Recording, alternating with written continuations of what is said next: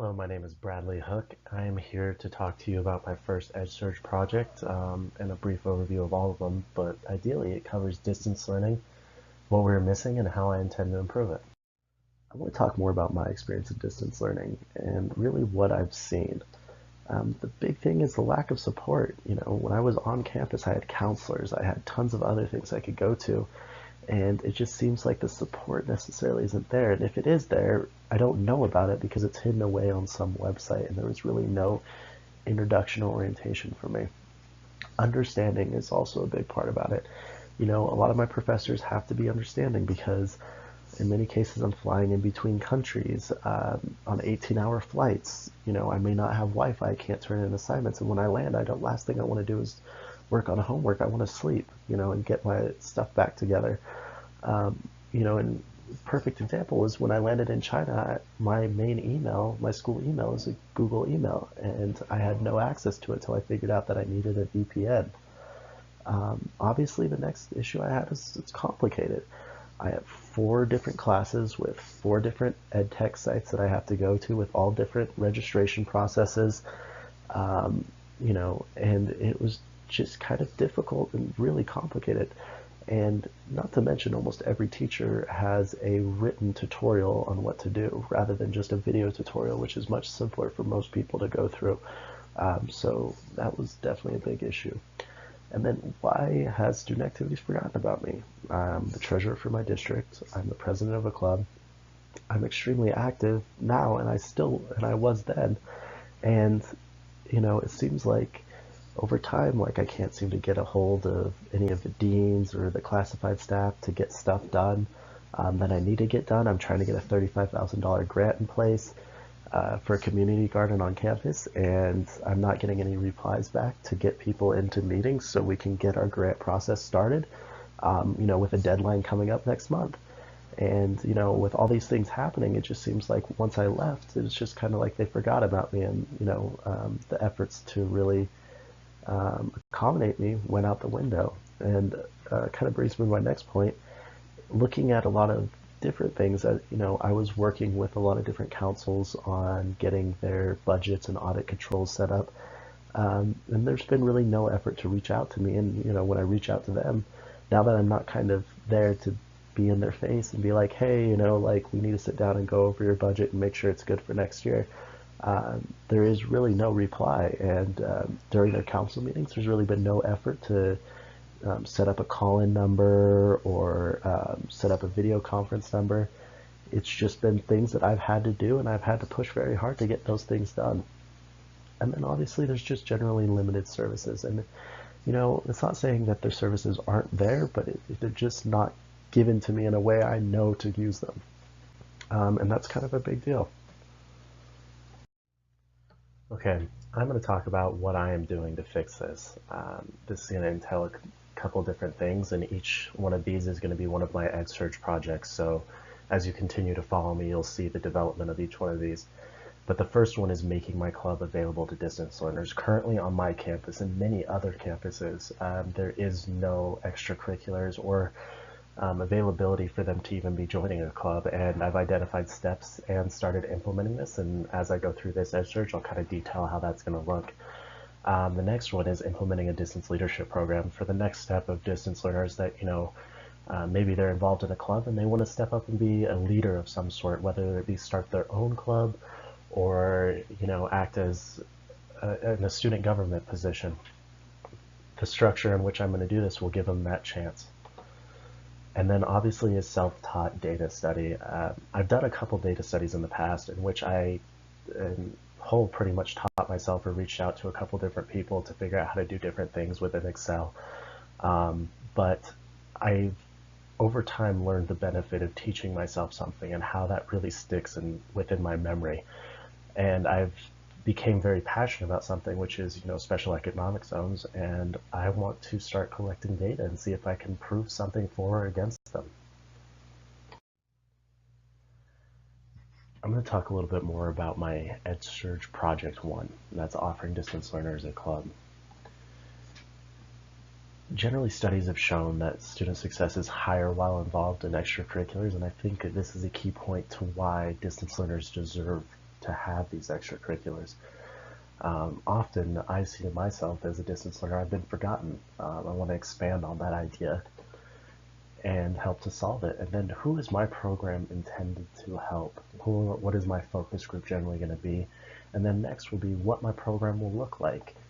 And then as I'm kind of covering up what it's going to look like on a very local level, I'm going to show you how I'm going to implement it on my school level, and then obviously how I'm going to expand that to incorporate my entire district and school. Let's talk about student success related to student activities. I want to kind of detail a couple of studies. The first page here is going to be about the impact of extracurricular activity on student academic performance by Jing Wang and Jonathan Shively from California State, Sacramento.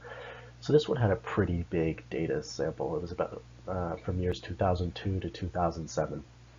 And one quote that I wanted to pull from there is, students achieved much higher rates of retention and graduation, maintained better GPAs, and had higher good standing rates when they were engaged in any of the activities within the scope of this study. To give you a little more idea of what the scope of the study was covering, it was being involved in a club, being a member of the student government, being involved in sports, really just being involved in an extracurricular. And to look at some of the data that ended up coming out of that, they saw a graduation rate for students that came from high school with less than a 3.0. So these generally aren't the superstars. Maybe they're a little bit more at risk, or they had more trouble in high school, of 72% to compared to 25% of those not involved. That's almost a 200% increase. Transfer students involved in student activities had 92.2 third-year retention compared to 55.7. Again, a massive jump. The next study I want to talk about is relationships between undergraduate student activity and academic performance. This one's out of Purdue University, and the quote from that I wanted to detail is, the results indicate a relationship between involvement and GPA, with student organization officers earning significantly higher GPA than the regular members of the organization, and student organization members earning a significantly higher GPA than the general student population. So what this is really showing us is that the level of involvement in student activities, actually, the more involved you are, the better you're doing in school as well. The next study I wanted to cover is effects of involvement in clubs and organizations on psychological development of first year and senior college students. And this one was actually out of the NASPA journal back in 2006, and several things of note were discovered in the present study. First, there appears to be a strong connection between involvement in student organization and higher levels of development on several indicators of psychological development. So not only the more involved you are, the better you're doing in school, but you're also developing yourself psychologically as a human being. The next two studies I wanted to talk about are the relationship between students' participation in school-based extracurricular activities and their achievement in physics. This one actually comes out of the University of Lagos in Nigeria.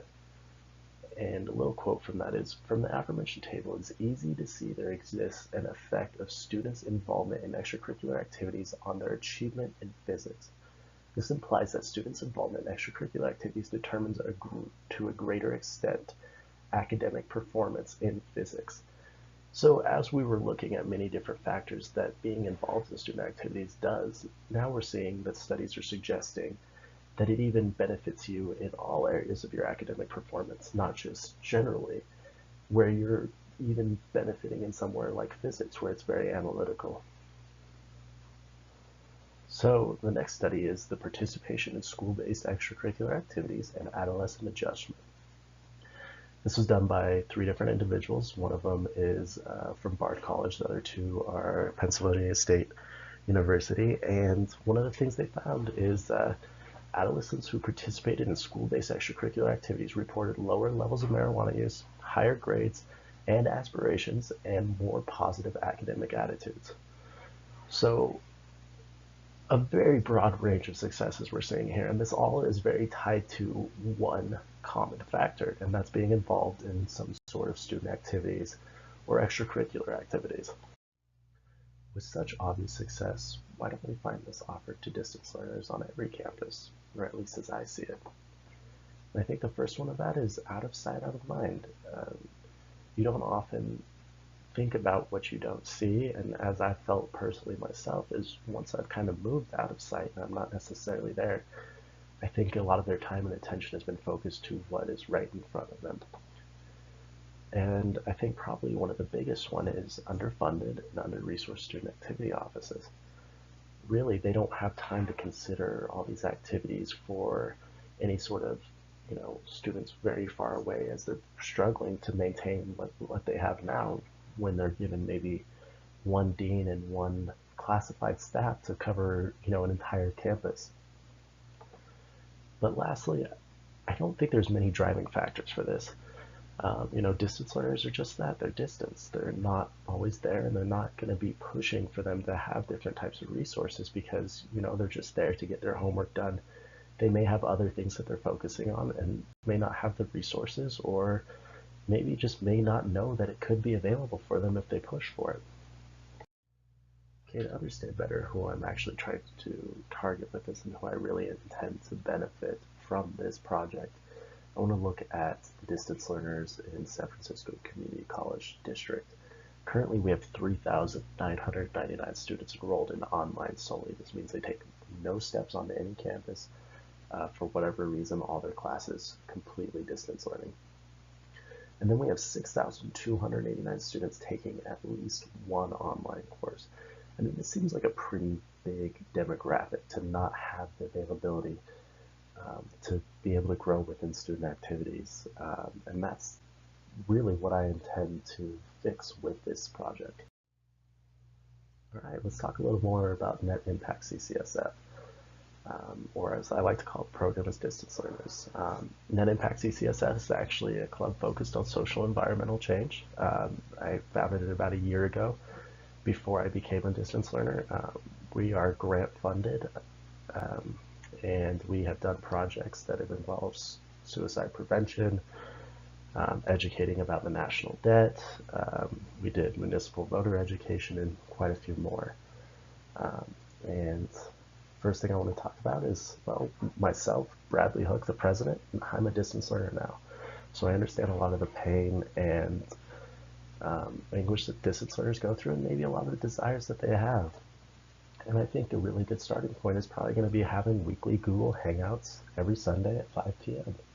So wherever these individuals are, no matter what, they can always go every Sunday at 5 p.m. and be a part of a group, be a part of a community, whether they want to be involved or they just want to talk or listen. It gives them that availability. The next thing is those that want to be involved, I can identify useful tasks and projects to keep them involved. That being said, that could come up as maybe doing marketing or flyers, help with grant writing, help cold calling different partners or funders, things like that. And then, ideally we want to create a sense of community between everyone. We want, no matter who you are, where you are, you can be involved on campus and you can really make a difference. And that kind of brings me to the next thing, is showing that community their involvement is actually making a positive change in the world. When you're doing a lot of different projects and you're seeing positive, tangible results from them, that kind of strengthens what you're doing and makes you enjoy it even more. And then last but not least, we need to give distance learners a stronger voice. We have 4,000 students that are completely distance learners and they have no representation. Getting them together in a community kind of gives them that availability. All right, now that we've talked about what this looks like locally within my club and really how it affects distance learners, let's talk more about how it's implemented. One of the first steps of that is going to be working with the Information Technology Advisory Committee to make sure that all the resources are available, and also that people can still access Google Hangouts and there isn't going to be any technological hangups within this aspect. And then the next step is working with the Distance Learning Advisory Committee. So both of these committees are made of administration, faculty, classified, and students. Maybe the only student on both of them. But with the Distance Learning Advisory Committee, they're really going to help me with a lot of that outreach and a lot of the marketing to the distance learning community. And then next is going to be the direct marketing through email to distance learners. One simple fact is that distance learners are very not easy to get a hold of. You can't necessarily just walk into them in the pier and hand them a flyer about your club. So I think what we'll do is probably do direct emails to their school emails and just let them know that the resource is out there, and if they want to use it, feel free to. We'd love to have them. And then obviously we're going to have to publish this information on the website for those that are, actually on the website looking at the information about distance learning. They see that there's a list of clubs that are currently offering this. Though mine will be the test pilot, I hope more will pick it up soon. And then a video orientation given to each student at the beginning of the year. This is something that we're going to be working with the Distance Learning Advisory Committee to give a general orientation to help better understand the process of, being a distance learner, really what's available to you, because truth be told, most of us don't go onto the website because it is complicated, and we're just here to learn. So I think this will be a great next step for us. All right, now let's talk about expansion. How do we get other clubs to do the same?